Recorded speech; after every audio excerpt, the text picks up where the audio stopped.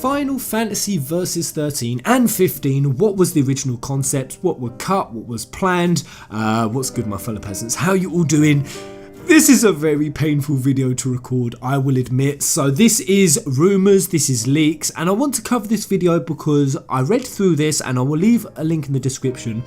This has come from someone who claims that they worked on Final Fantasy 15 and with the Square Enix team for 14 months. Now I know it's 4chan and it's a load of bullshit there most of the time, but this one I'm actually pretty convinced by. So I'm going to go through what this 14-month supposed employee says about what was missed from the game, and the reason why I said this is painful is this isn't a rant video about Final Fantasy 15. I loved the game, I loved the story, I loved the experience, I rate this game very highly. But let's be real peasants and peasants, it was pretty trimmed down, it was very minimalistic on the story front. I think we've all come away from Final Fantasy 15 wishing we had more, that there were more cutscenes, there was more involvement, there were more areas to explore. I'm just going to come out and say the world of Ruin, it was absolutely criminal that we could not explore that world. Criminal, Square, criminal! I would have really liked to have explored the world of Ruin, and there were other parts of the story that could really have been fleshed out a lot better and a lot more depth. And I'm just going to say before I go into what this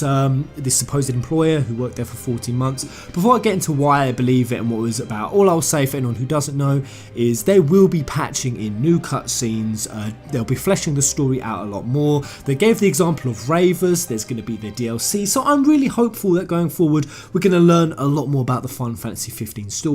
This is super exciting, these concepts are really cool, so buckle up, you're gonna need a seatbelt. Let's go.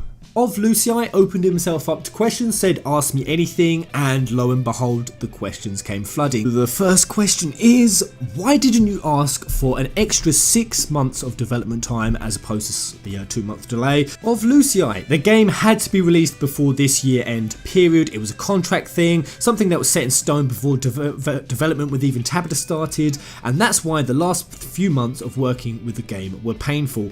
Can well believe this. There was absolutely 100% a contract in place that Final Fantasy 15 set by the high ups in the Square Enix business that this game had to be released in 2017. I have no doubt about that. Did Tabata, who was reportedly only getting 3 hours of sleep, did he need more time with this game? 100% he did.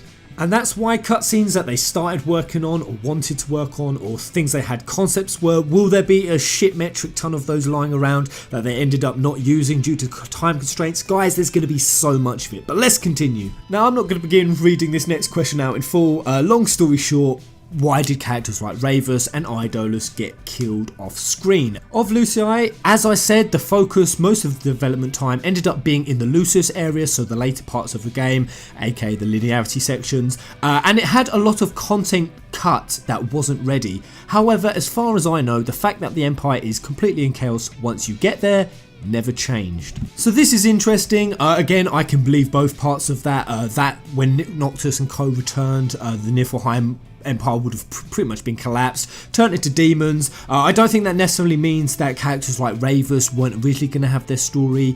Again, we do have that patch coming in which Tabata specifically said we're going to add cutscenes that will flesh out the story. Why did Ravers follow the path he followed? Now that's probably going to be a flashback, and that's what it was going to be. I don't think that detracts from the logic that when Noctis and co returned, Niflheim pretty much had all turned to demons. But the bit about Lucis having later parts, later areas that we were going to go out and explore that were cut, I mean, we pretty much know that as a fact anyway. Tabata did say that this Tokyo looking area that we saw back in Versus 13 was still going to be in FF15, and he said that as soon as 2015. So what happened to the Tokyo area? It must have been cut. I totally believe that there would have been Lucis areas. That would have been super cool, and that's why. God, it's painful already thinking what we missed out on. I told you this would be painful. We have hope that this will get DLC'd. Any ideas what the DLC will be about specifically, the ones for the 4 characters? Of Lucii, they are about the party members and they introduce new mechanics built around them, but work on them barely started before I left. Pretty standard, believable response. What happened to Solheim? This question also says, I thought that Prompto was born there. I never heard that Prompto was born in Solheim. We know that was Niflheim. But also Niflheim salvaged their advanced technology from an ancient civilization. I did hear that. Solheim, the concept was supposed to be that it was a technologically advanced nation. So whatever happened to that? Great question. In which of Lucii responds, in regards to the Solheim region, we never worked on it. It wasn't cut, so I guess it just didn't fit the story the game was trying to tell. Wow. Absolutely nothing for Solheim. Just nothing. Just poof. Vanished. Just a nation that meant absolutely dick in the story. Yeah, that is disappointing. I was looking forward to Solheim, as well as other locations like Galad. I said that was one that I was most excited for. For anyone who doesn't know, that's where Libertas and Nyx came from. But again, I stress, despite my disappointment about these certain bits of details, I still love the game. I really don't want this video to come off as an FF15 rage. I like the game. Someone bitches about the Leviathan fight, says it was crap. I personally I thought it was dope. I really enjoyed that fight. But anyway, of Lucii responds, talking about the Leviathan level, I remember the design being a bit different last year and it had to be sort of redesigned because it didn't run well and the engine was having problems. Here it is again, guys, the curse of the Luminous engine. This will forever haunt Final Fantasy 15. It is an absolute bitch of an engine, and I can't tell you how relieved I am when I heard that FF7 Remake isn't using this engine.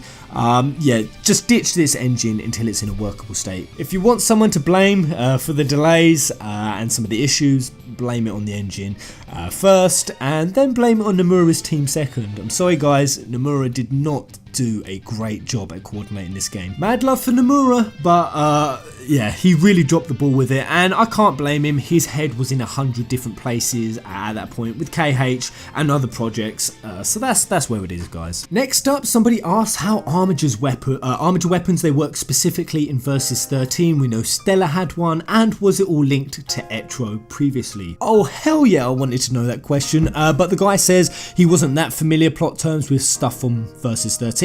Makes sense, he said he only worked there 14 months, but he said that more than one crystal existed in the game. We did once upon a time hear that there were 4 crystals and 4 nations had them, so that makes sense. Noctis was part of the Lucius family and the heroine was part of the other family, and the game had a lot to do with death, so Noctis was continually using weapons of dead family members. Pretty bog standard answer. Then he got asked, is there something that you personally regret or something that you were quite let down by? And this was the painful one. He said that when I was told that a certain level brackets snowy area with a Shiva statue, we saw that, we know that area, was going to be deleted anyway after working on it for weeks non-stops and then having to work on a bootleg version for that level. Long story short, the Shiva area outside with the statue, it was going to have an explorable area, was going to roam it, venture out onto the snowy fields, and then of course we know they shoehorned it into a linearity section. That, besides the ruined world, is the second area I would most like to explore. We definitely needed to explore the area around Niflheim and that Shiva area, and you can imagine it now. The deadline is looming. They've already pushed it back 2 months. The area is just not ready. The team, they were saying they need an extra 6 months. Yeah, you can believe it. The stuff they had worked really hard on had to be just cut away because it wasn't ready. Super disappointing. Next question. What purpose did Ravus serve? What was he getting the ring for? What were his motivations? Was he just, this person's licking Niflheim's arse, or was he looking to take back Tenebrae? Was he an opportunist biding his time? Now what was going on with Ravus? We know back in the day he was even sort of buddied up with Glauca. Of Lucii simply responds, the team had to keep a lot of things from the past project because the former director had shared details about them to us, the public. Ravus, I assume, was one of those things that had to be kept because details about him were previously announced. However, I do have to say that the story had to be partly rewritten last year after the movie entered full production, so that's why the character might have inconsistencies between the game and the film. Why did Luna feel like such an unimportant character? Again, I'm just reading this. Do not shoot the messenger. Don't dislike my video just because I'm relaying it back. This isn't expressing my thoughts. Of Lucii, I heard that the team had to change and delete certain scenes about Luna because they portrayed her in a way that would have been criticised nowadays, and like what happened with everything else, it seems like her role in the story wasn't able to get fixed before release. Yeah, I mean, come on, how much have they flip-flopped on Luna? Worried about it, fretted about it, even in just ATRs, we've seen it. And going back even further than that, I mean, she got flipped from Stella to Luna for fuck knows whatever reason. I mean, really, what was the reason for the flip? At this point, I'm going to say I like Luna's character, but when I look back on Versus 13 and I see Stella and I see her there at the end of the game in the ruined world, and she pulls out a rapier and Noctis and Stella, they face off. I want to play that game. I like how Noctis and Luna's story went in the end, but I also really like the concept of everything with Stella still, even now. I've said this multiple times, guys, if we could still play Versus 13, if they still could make it. There was a rumour going around. I didn't do a video on it, although I was tempted to. There was a supposed rumour going about that Nomura was still going to do Versus 13, that they were still going to produce it and what it was originally going to be. But I didn't cover that one because I genuinely believe that one was just a pile of steaming chocobo shit. Who decided to make emo Backstreet Boys for the main characters. Really, man, get fucked. Of Lucy, good thing you asked, because I remember stories about the people in charge of the team wanting to change the designs of the main protagonists and a bunch of contractual problems surfacing or something like that. To sum up, the decision to have the characters designed this way was made a long time ago, and they had to use those designs for a large part of the game. Okay. Was it expected from the team for the game to be so critically mixed? Now, this was interesting, this response. Actually, some members expected harsher results because there wasn't enough confidence that this vision for the game was shared by everyone. As far as I know, the game is succeeding expectations. Next point, the fuck does that mean? Now this is in response to how Luna being portrayed, and that they flip-flopped about and they cut scenes out because they were afraid of that would get criticised. I want an answer to this, and this is absolutely spot on and why I can believe it. There were references to the heroine Luna having been abused by other characters. Q back then, was it Caligo throwing young Luna to the floor? We definitely saw some abuse going on. And considering this guy, I'll just say, of Lucy, says he, before working here, he actually never played a Final Fantasy. This was his first one. This guy knows a shocking amount about Final Fantasy 15. Everything he is saying is running consistently with trailers, cutscenes, ATRs, everything we'd heard from directors. We have heard pretty much all of this in some form or another. But continuing on, there's more. Some scenes would have featured Luna crying because of her health, and there were also mentions of her goal in life being meeting the male protagonist's expectations, objectives, which the team considered that were going to be problematic since the game had been carrying a bad reputation because of the way they portrayed female characters. Fuck, I can barely speak. I fucking knew it. I'm so mad. I really am. I did the SJW's video. I did the feminists. We saw this being spoke about this game getting bad rap because of how it was portraying female characters. It was sexualizing them. This is the bullshit that we're dealing with now, guys. I'm so mad if this is true. I believe it is true that the social justice warrior community fucks who just spent literally the best part of 3-4 years. I followed the development of this, and the complaining about female characters have been non-stop. That some of this fed back to the development team, made them hesitate, made them try to rework things, do extra cutscenes, cut certain things out, and overly fret about how Luna Freya was coming across. Yeah, I could well believe you motherfuckers are the reason to blame that we didn't get as many Luna Freya scenes as I think we all would have liked. I think we all would have liked to have seen more. Oh, this is exactly why the FF7 remake, they're going to end up making Tifa look like the girl next door. And if it happens, these social justice warriors, they have no one to blame but themselves. Oh, I'm triggered. Next question. Tell us everything you know about Versus 13. Now, this is where it becomes super believable. I remember looking at Versus 13 back to front, coming up with theories on what the story was going to be about, and this aligns perfectly with everything I was saying. I was speculating how much, I did videos on it, how much of Versus 13 is still 15, and this is pretty much everything that I said. The game centered about death, ghosts, hallucinations and dreams. We definitely did not see dick about Noctis' sleeping habits. Not dick. I mean, Noctis falling asleep was supposed to be a huge plot point, and that kind of just fizzled out in the final product. We know from the Platinum demo that Noctis could go into his dreams. I'm kind of exaggerating, it wasn't completely gone. We know that Noctis, he goes to the astral plane being the one, or the crystal plane, which Bahamut was trapped in. That's where they fought Ardyn. Noctis even had the ability to visit that area occasionally when he did sleep. That's how the Lunar Flare scene happened. But does anyone remember Noctis falling asleep throughout the game? I certainly don't. Another potential thing that really is looking like it was cut. Noctis killed the female protagonist before the game started, but he didn't remember. Holy moly, Omen trailer right there. Really could make sense considering what we saw in the Omen trailer. Ardyn was Noctis' ancestor and he was responsible for the crystals disappearing over time. So 4 until there's only 1 left, the Lucis crystal. Regis died in front of Noctis because his bodyguards betrayed him. We know that was Versus XIII concept. Noctis was still going to be in the city. That all got rewritten when Kingsglaive came in and they had Noctis that he'd left. But yeah, Regis was actually going to die in front of Noctis, and the protagonist had to leave the capital because their nation lost the war. And it continues. The game didn't focus on summons that much. I knew it. They still existed in brackets, and instead there were actual gods which didn't appear physically. This was something I was completely blown away by when I played the game. The fact that they actually made Shiva, Bahamut, Leviathan, they actually made them the gods and goddesses of Eos. That was never what we heard about back in 2015. We were always told that there were gods and goddesses and they were spoken about in a different context, and we were told by Tabitha that the summons were simply guardians of the planet. That the universe actually had gods and goddesses. We go back to the painting that we saw, that could have been another god or goddess. It could have been Etro. Yeah, they definitely made the summons the gods in this game last minute. I can tell. I can tell, I just know it. Going on, one of the gods was the main antagonist of the first FF game. So more or less, they're saying that Garland from FF1 was going to be one of the gods of the thing. And why can I believe it? Because Garland's damn throne, the Chaos Throne that Ifrit was sitting on, it was there in the game. The Throne of Chaos, and pretty much the same model. He was going to be a god in this game. Oh, I want to cry. That would have been so dope.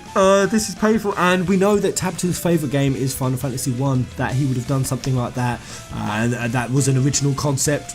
Each nation was inspired by a different capital of the world. I believe later on in this thread he goes on to say that one of them was going to be based on London, UK, and that the Empire was using ghosts as weapons, so ghosts, not demons. Ravus wanted to kill Noctis for having killed his sister, or being believed that he killed his sister. Again, consistent with what we saw in Versus XIII, we saw Ravus was there at the end and they had a face-off, and there was a lot of hatred in their faces. It even appeared that Ravus somehow managed to get armature weapon powers. I was accepted by the ring, so yeah, Ravus's original motivation was revenge against Noctis for killing Luna. Wow. Wow! And finally, the game ended in another dimension, which was supposed to be their version of the afterlife. That's how the game ended up. Yeah, it was pretty much an afterlife. And I'd say it was an afterlife. I think there were a few different realms. I think we had the real realm, the one that we actually played in. I think we had the crystal realm, the astral realm. Like I said, Bahamut was trapped in there. That's where the final fight happened. And that's the real realm that Regis had to send Noctis to when he stabbed him. He had to get him to that crystal realm, and then we have the afterlife after that. Now it's that middle realm that we also saw Gladiolus, Ignis and Prompto, and a lot of people are questioning their presence there doesn't mean that they are dead. But I'll cover that subject on another video. I'll do that another time. The guy then get asked, what do you think of Tabitha? Basically, Twitch of Lucer says, I liked him and he's an excellent professional. He gets the job done at very difficult circumstances. The engine didn't adapt well to consoles and had limitations. I'm proud to have worked on the game, but I think the company should have given it far more development time. I don't know about FF16. There were a lot of designs and concepts scrapped, some of them by Ferrari. Yeah. We covered Roberto Ferrari, a brilliant artist. He's come up with some absolutely amazing character designs. He came up with, by the sounds of it, a lot of concepts and designs that were scrapped. That's very likely. And again, yeah, what Tabata had to work with in the pretty much 3 years, even of Lucy, I said, the game pretty much has only had a 3-year development time. Horrible position they put Tabata in. My heart goes out to him. In 3 years, I mean, he would have had to come on board. There would have been an adapting period, a handover period, where he had to try to fit in. And even when he does fit in, what does he get? He gets a ton of tech issues from an engine that is pretty fucking dysfunctional, guys. And he even gets a team who are demotivated, his own words. They were exhausted and fretful. The longer I sit and think about it, it's actually a miracle this game wasn't actually a pile of shit, to be honest. I loved it. Some people might disagree. I rate it about an 8.5 out of 10. I'll do my proper reviews for that soon. But yeah, what an absolute joke, guys. Yes, here it is. So someone asks of Lucide, is there anything else you remember about Versus 13 and Insomnia, etc, etc, to which he says there were concepts for a city that looked like old London with British bridges and architect. The artwork used for the Graalia capital, which was the capital that kind of looked a bit Mako reactor-ish. All I'll say is, yeah, I was definitely feeling some Mako reactors when I was walking through that area. Apparently those were taken straight out of the Versus project, so that remained the same. However, the throne room was different and the Emperor, Idolus, was going to be sat there waiting for Noctis. This was still in the game as of last year, and that is what was needed. We did go in and we Prompto gained us access, and there were just robes on the throne where Idolus was supposed to be sat. Why didn't they have him sat on the throne in a demonic form? Why didn't we have a boss fight in that little throne room? I think that would have come across a lot cooler, a lot better, and a lot more satisfying than just having that random ass demon called Faris who was a weak pile of shit.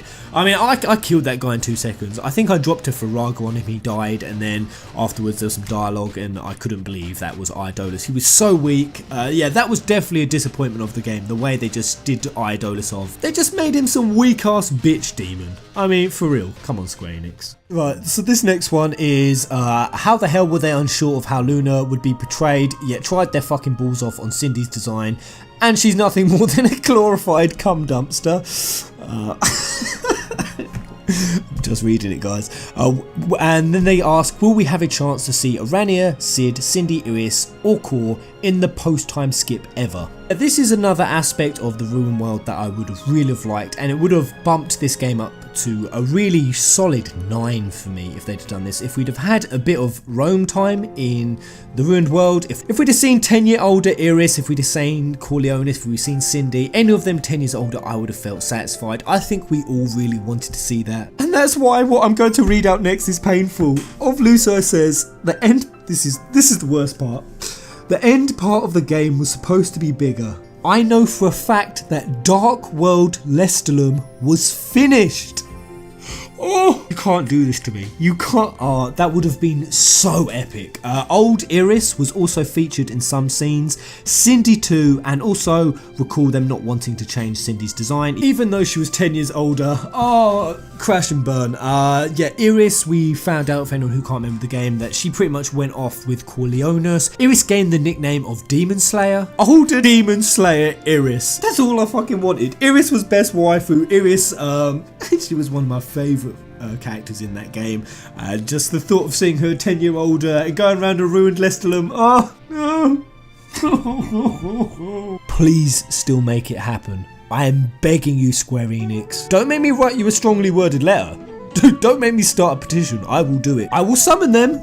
14,500 pitchforks. I will summon them if you do not give me in a DLC Demon Slayer Iris. What about Tenebrae? It looked like a mixture of French and Ottoman architecture. Off Lucii, there was supposed to be a small dungeon in Tenebrae, which also got cut. Oh god, you're killing me.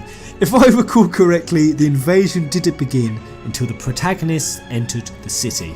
Were we originally going to enter Tenebrae? If anyone can't remember, when we went to see Arania, Tenebrae was there, it was burning, it had been invaded, and according to this, the invasion on Tenebrae was going to happen only once we had arrived.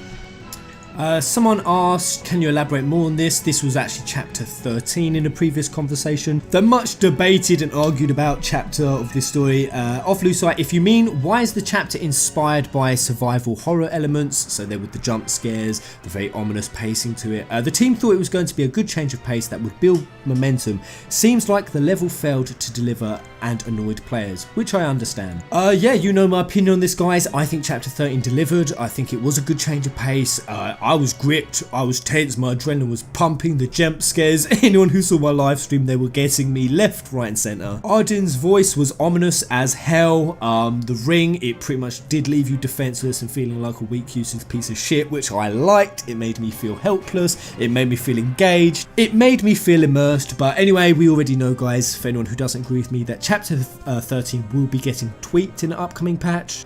They're going to make the ring stronger, add cutscenes and make it basically a more enjoyable chapter for those who disliked it. What are the odds of a Dark World DLC of Lucille? I don't know. The only DLC episodes planned when I left were playable levels for the 3 friends. There would no way would there have been back in June DLC plans for the Dark World. And that's what I like about this. When he doesn't know, and it's clear that those are things he wouldn't know, he straight up says he doesn't know. When people usually try to bullshit on 4chan or Reddit forums, they always try to answer everything. That is the clearest indicator of a troll, is they try to give an answer for everything because they're playing a fucking game. Can you see how different this is? This guy's wording, this guy's approach. It's convincing as hell. PC when? I don't know, but it will happen. Give it a year or 2. There is no game that is too ambitious for 11 years of development time. The game has had barely 3 years of actual development time. Gotcha, bitch! Something about Versus 13, and it could have been one game rather than a trilogy. I don't quite know what this guy's talking about. And a nudge at OP. It would be really cool if the original script could find its way on here. Wink wink, nudge nudge. I'd love to see the original script for Versus 13. But Lucio says, as far as I know, the game started as one single game. Then the story got expanded more, and the former director, which is Nomura, wanted to divide it into parts. Interesting. But then it got condensed again as one single game by the new team. Now, we did hear things about that. Back in 2013, we did hear things about Versus 13 being more than one game, and then they came out a while later and said nope, it was definitely only going to be one game, and that's why people now are still saying that 15.2 will never happen, because back then they said it would never be more than one game. I get asked this all the time, Peasant, do you think there'll be a 15.2? I think at the moment, no. I think after the FF7 remake, if Square Enix, if their shareholdings start slipping, no, they reach a new high and they want to maintain it, and they have all of these assets, because you got to think of 15 and the Luminous engine as assets. They're built, they're made. If Square Enix ever hit hard times, will they ever fall into the temptation of using the FF15 assets to create a prequel or a sequel? Never put it off the table. If the guys at the top say make it, the directors, they will make it. So it could happen, not for a long time, I don't think. So this question, paraphrasing, he asks, we know that they're going to be adding more cutscenes. They specifically said they're going to flesh out Ravis's motivations. Was this stuff that was originally in the game and was cut, or does it sound to you like completely new content being made after the fact? Also, what do you know about the 4th DLC that is adding multiplayer somehow? Of Lucii, the stuff that was cut, they will have to rewrite and revoice those scenes, since I assume they are not entirely compatible narrative-wise with what the final game showed. So that ties in with what he said, that within even the last year the story has had rewrite, and it's logical that they have tweaked it around time frames, things that they didn't have time to make and build and create concepts for. These extra cutscenes and the one with Ravus, will they have to get the voice actors back?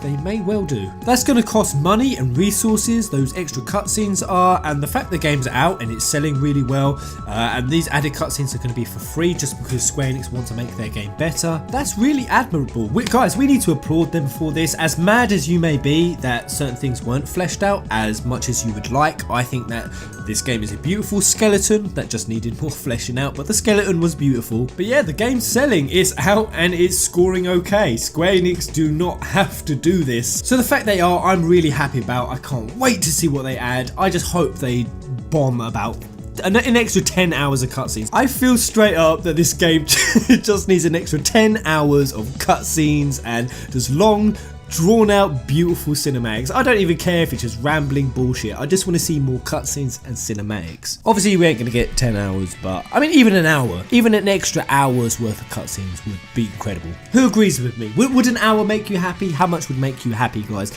Let me know in the comment section below. As for the multiplayer bit, I think one of the concepts behind the multiplayer was a scoring system based on exploring dungeons or killing enemies with multiple people. I've been thinking a lot about the multiplayer co-op DLC, and yeah, that's pretty much how I envision it going down. A scoring system based on exploring dungeons and killing enemies. Hopefully there'll be Pitios. Oh, we will have so many we will have so many laughs in Pitios, guys. Add me up, FF1 Ball, add me on PSN, we will play, we will 4 of us in Pitios would be absolute jokes. Tell us what changed, exactly, in detail, as much as you can remember. So the forums, this was quite a big forum page, they really did press this guy, and here's the response. Well, the first stop after Ortisia had a smaller open world area that you could drive the car alone. There was a level leading up to when you encountered the Shiva statue. The Dark World section of the game featured more environments. You encountered each party member in different locations and you could explore parts of Lestalum. Yeah, I really believe that. Tabata did say a lot of this back in 2015 was taking influence the most from FF6. The World of Ruin seems to be the most prominent thing, and of course we know in FF6 we went to the World of Ruin, we went and we met up with each character. That Final Fantasy 15 had that sort of idea about going back and meeting each character in the World of Ruin. Yes, I will now take a gun to my head and proceed to blow my fucking brains out. That sounds so dope. Oh god, why didn't that happen? The final boss, which was another Ardyn form, got cut early this year, so 2016. Ardyn supposedly had a final form. The Tenebrae invasion happened after the protagonist. I already said that. You got to explore a very small section of the city and Luna's chamber. Scenes that featured Luna got caught because they were considered to be problematic. He's already said that. Core got written out of the last half of the story since it made no sense for him to show up. He was Noctis' companion during the small open area after Ortisia. Damn, so there it is. There it is, guys. Corleones got written out when they flipped the story. They did a lot of story changes in 2016. I'm absolutely convinced of it. You look at the final product and you can just tell. Does anyone not believe this? That Corleones, who was back in 2013, who we saw having loads of very tense emotional scenes with Noctis, does anyone for a second believe that Corleones didn't originally have a bigger role in this story? Of course he did. Corleones definitely got cut out, and yeah, I'm going to call this his confirmation of it. I am that sold on this leak. This guy actually gets asked about the rumour that Versus 13 was going to be happening. He says, I don't know about this Versus 15 thing, but I highly doubt it's true. I think Versus 15 is what they're going to call the Versus 13 reboot in this rumour.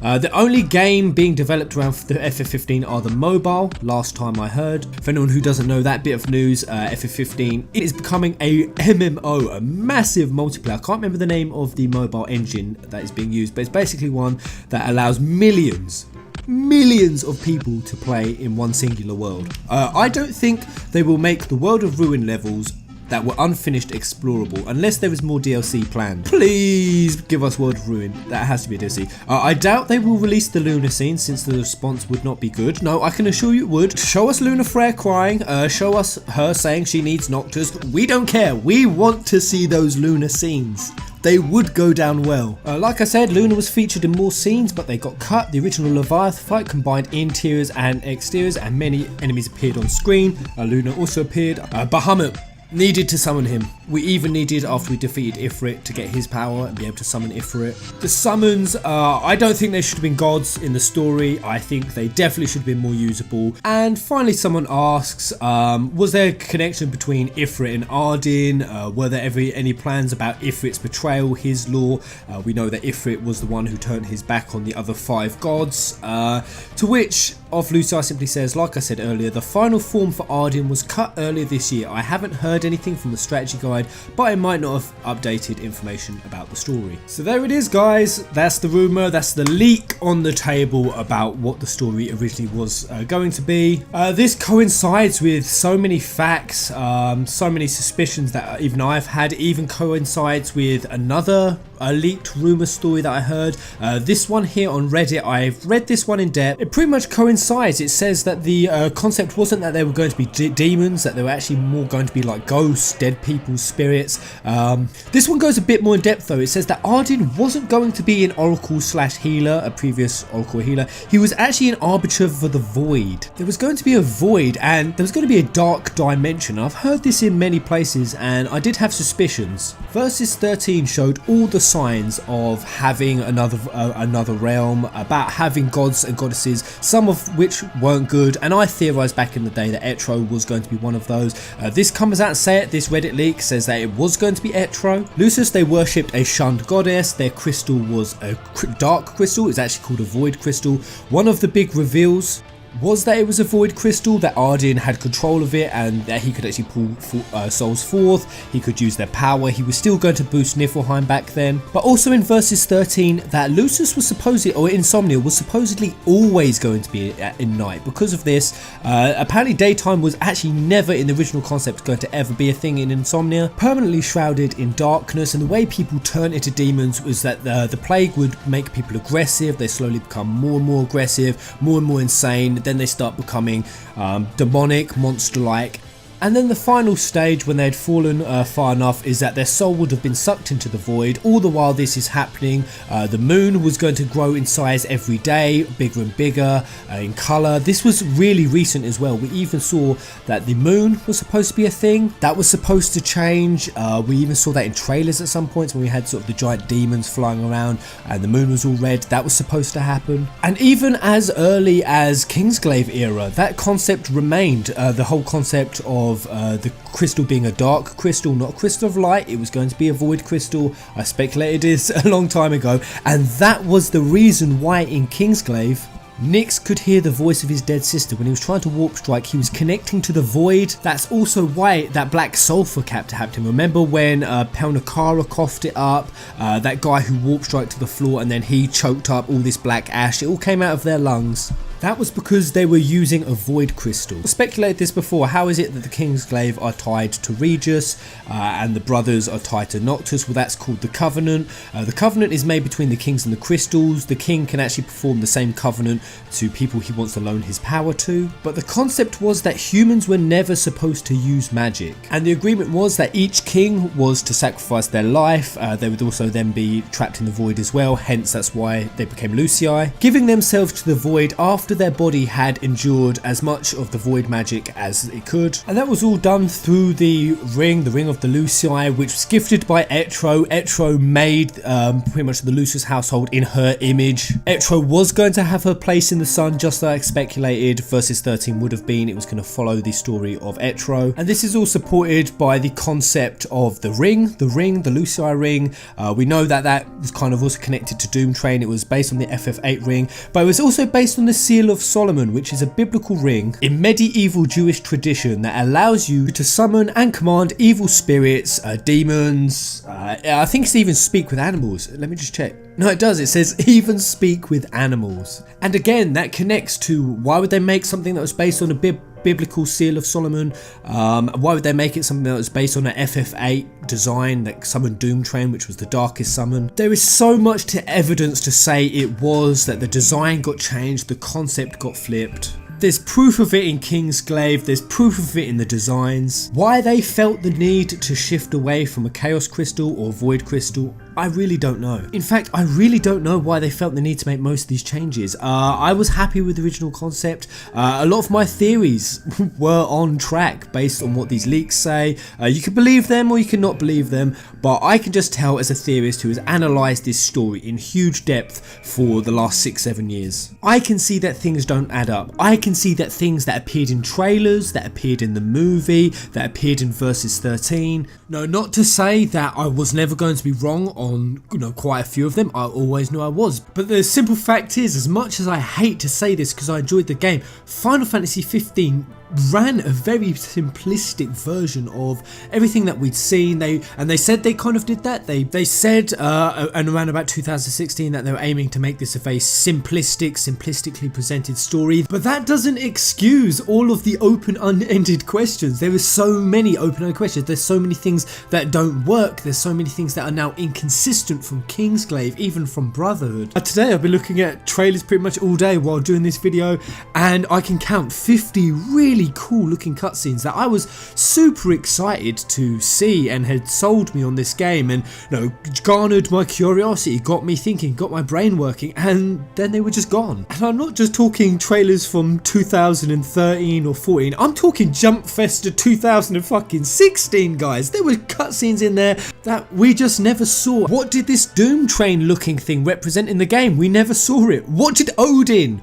Whoever remembers seeing a horse and Odin in the game? It never happened. Of course, most of this takes a steaming fat shit on most of my theories, but not because it doesn't disprove them, but because it never answers them. When I did theories on Corleonis and Odin and the Void Crystal and dark magic and why the Kingsglaive were coughing up black smoke and all these different things, the game didn't answer them. So I was neither right nor wrong on those theories. I certainly like the twist that they took with Ardyn's story. I think him being a healer, I think that was a really great spin that added so much to Ardyn's character. But really, when I look at all the other changes, they weren't good. They weren't for the better. A lot of them were done out of necessity more than desire to improve the story, a necessity to trim it down, not having to explain certain things, not having to go to certain locations that they hadn't had time to prepare. And while we can sit and argue whether this guy really worked for Square Enix for 14 months or whether this Reddit post was real, no one can change that this game very recently, 2015 and I do believe early 2016, saw a massive overhaul in the story. And I don't know if it's just me, but just reading out and recording this today, reading about gods and goddesses and void crystals and the scourge originating from the moon and that getting bigger, and ghosts that got sucked into the void after people had forgotten their loved ones, just like Type 0. That was a really profound and dark aspect to that game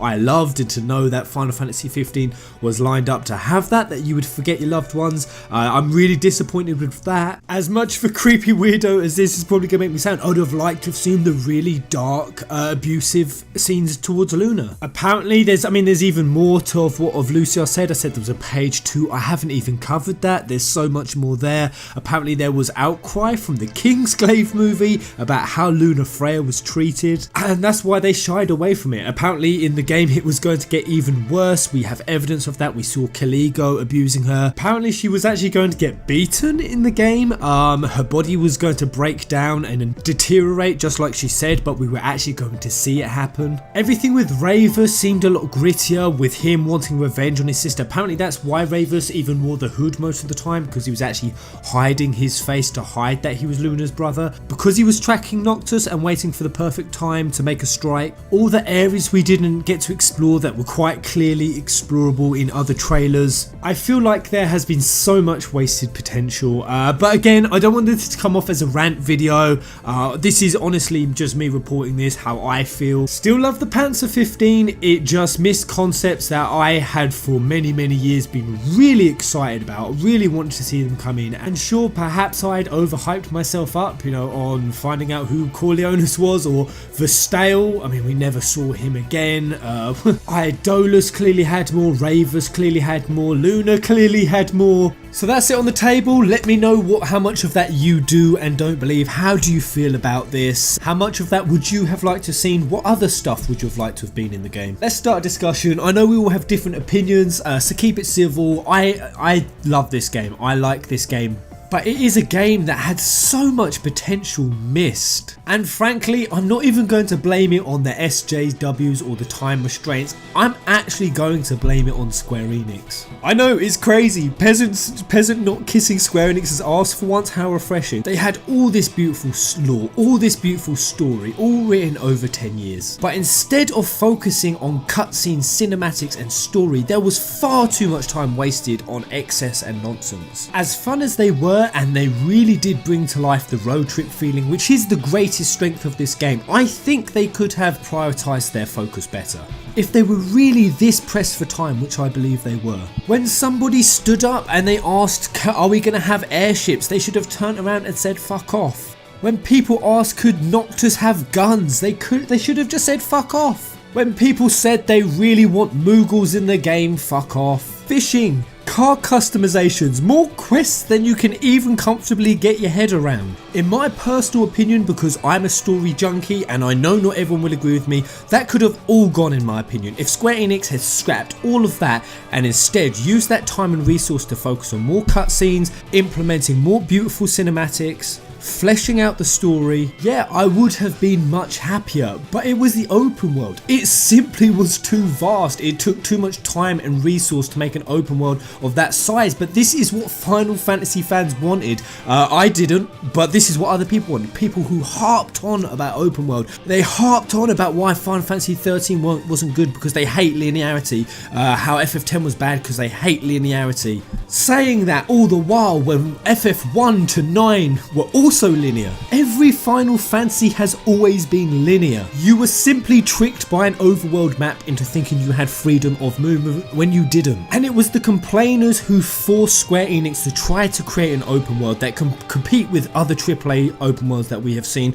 the likes of Dragon Age, the likes of GTA. That the story became the open world. The open world was the story. The journey was the story. And while I liked that, because let's be real, the most touching relationship in this story was between the brothers, the camping scene. I cried nearly hysterically at that because the game became all about the brothers' journey and everything was really sacrificed for that at the end of the day. Oh no, when Tabitha said that the biggest arc in this story was going to be between father and son, that never happened. This story's most prominent relationship wasn't father and son, it wasn't Noctis and Luna, it was Noctis and the Brotherhood. And that's the thing with linearity, guys, it is if we keep crying about it. This is what shames me with Final Fantasy fans. It's FF1 to 13, there was linearity. If we keep crying about it, then Square Enix will move away from linearity. They will keep trying to make these open worlds with all of these features that have to compete with other open world games. The focus will move away from stories and cutscenes, as we have seen with this example here. Again, I liked it, but there just wasn't enough of it, and it will try to be more like a Western RPG, which is pretty much how Final Fantasy 15, so many elements of what typical Western RPG gamers here in the West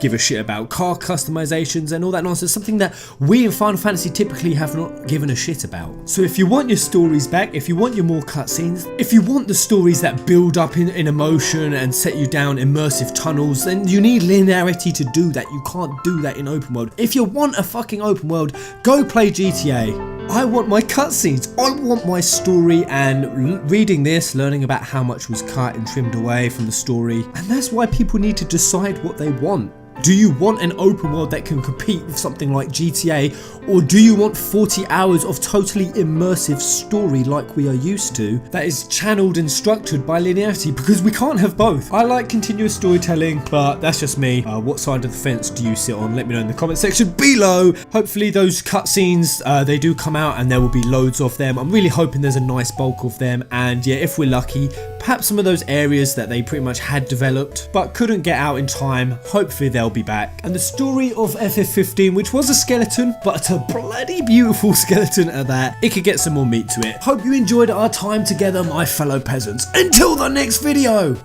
Kubo!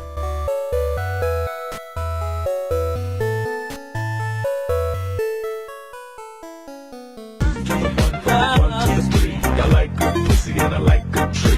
Smoke so much weed you wouldn't believe. And I get more ass than a toilet seat. 3 to the 1, from the 1 to the 3. I met a bad bitch last night on the D. Let me tell you how I made her leave with me. Conversation and NC. I've been to the motherfucking mountaintop. Heard motherfuckers talk, seen them drop. If I ain't got a weapon, I'ma pick up a rock. And when I bust your ass, I'm gonna continue to rock. Get your ass on the wall with your 2 left feet. It's real easy, just follow the beat. Don't let that